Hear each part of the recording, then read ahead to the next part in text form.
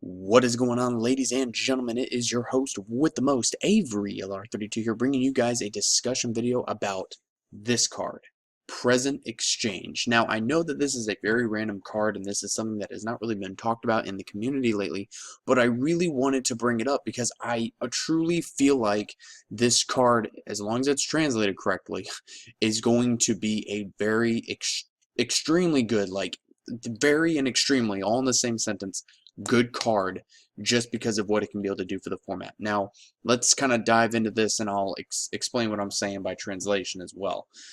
So, in case you've never heard of it, I don't know what set it's coming out of. I don't know when we're getting it. Don't ask me. No clue. Hopefully one of y'all can leave me a comment and let me know, because I've never seen this card before. I was looking for like Upstart Goblin or something, and I typed something in, and then it brought up Present Exchange, and I was like, what the heck? And I read it, and it says each player banishes one card from their deck face down.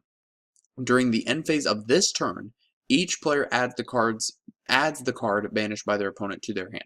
Now, this is where I think the translation is a little bit whack, because both players get to banish one card from their own deck. So it's not both players picking a card out of each other's deck and banishing it face down. If that would be the case, then this card is garbage.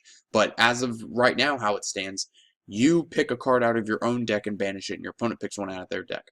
And then during the end phase of that same turn, both of you add the card banished to your hand. But it says banished by their opponent.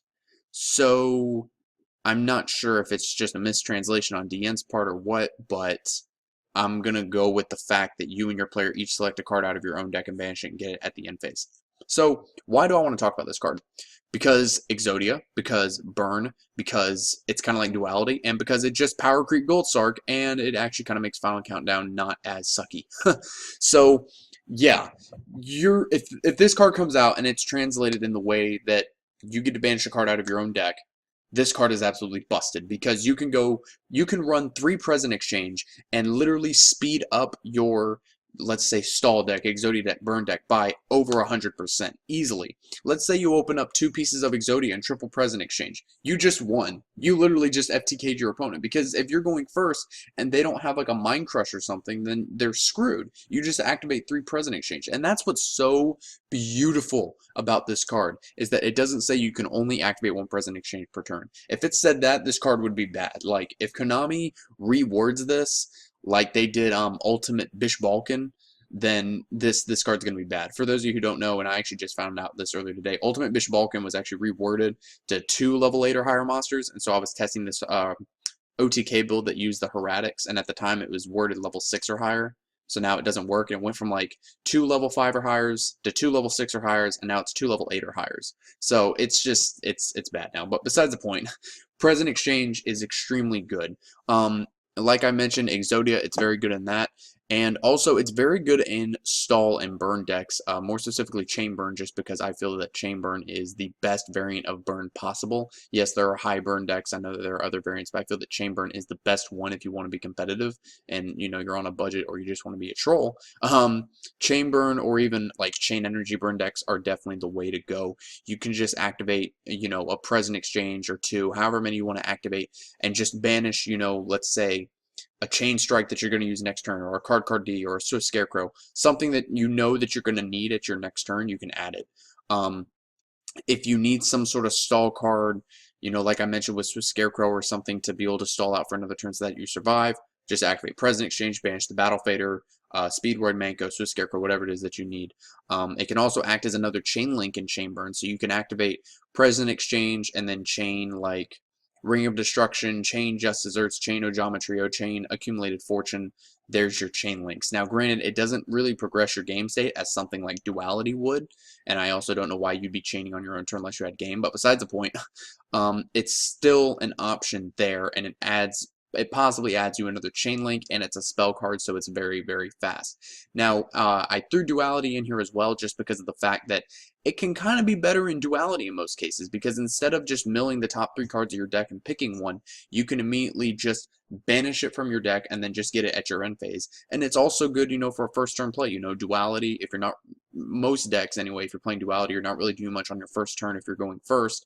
All you're really doing is just setting up your board. So you can go Duality, mill 3, pick one, or if you prefer, if your deck's slower and more control based, which is what most decks that play duality are more control based right now in the format. You can just activate Present Exchange, banish it, end phase, get it back, and then you already have your board set up, and the next turn you have that card in your hand to use for whatever it is you plan on using it for.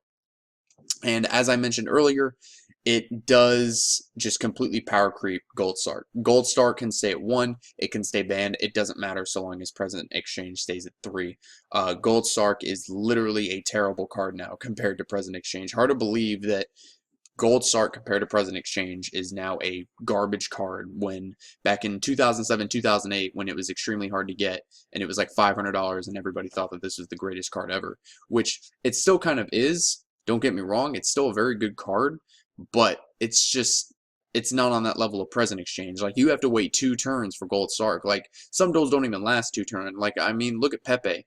Pepe, you just crap out a board turn 1, and you just go on your checklist, in the words of M40. You know, can you break my board? Yes. Can I survive next turn, which would be like turn 2 in your case, your second turn, to break your board? No. Okay, next game.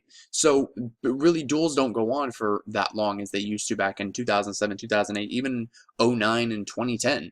Like, Gold Sarc was good back then, but now it's like you look at it now and you're just like, why would I want to wait 2 turns for this when I can probably already have game by that point?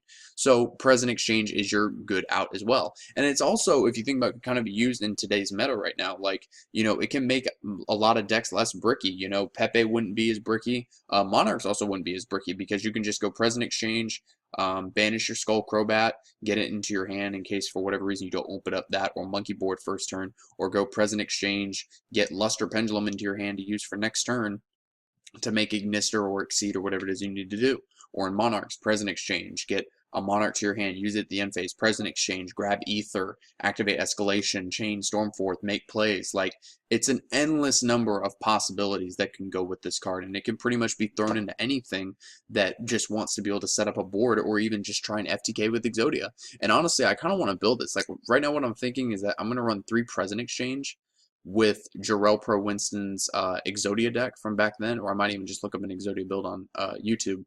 But I'm definitely going to try 3 Present Exchange because, like, this is even better than Emissary of the Afterlife, which, if you don't know what that does, I'm going to look that up real quick. It's used in mostly Exodia decks, but it's basically a Sanguine. Whenever sent to the field of grave, each player adds a level 3 or lower normal monster from the deck to the hand. So you can grab a body part of Exodia. So I don't feel like typing that back in, so I'm just type that in. So it really power creeps a lot of cards, which is very surprising, and I'm surprised that no one's talking about it. Again, I don't know if this is just mistranslated on DN's part. If it is, then I'm probably just sounding like an idiot, but if this is translated correctly, then I don't know why it says each player adds the cards banished by their opponent to their hand. Again, this is why I'm thinking that it's mistranslated, but if it isn't, and this is the effect, it's very good, you guys, and it power creeps cards like Gold Sarc, and I'm very happy to see a card like this in the game, and it helps out. The problem is, too, is that it helps out pretty much every deck, from all the way from Rogue to Troll to Meta. It helps out everything.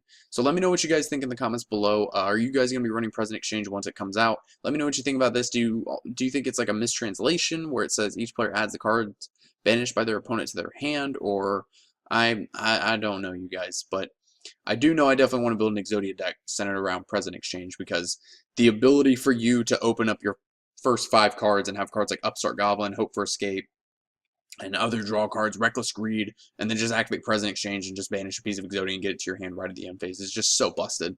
And, I mean, no one's main decking Mind Crush right now. If anything, they're side decking it, and, I mean, if they are, then if they have it, they have it, and if they don't, well, then, I mean, yeah, you win. And I mean, if they had it, then you were going to probably lose the game anyway. Anyway, I'm rambling on too much. Thank you guys for watching, as always.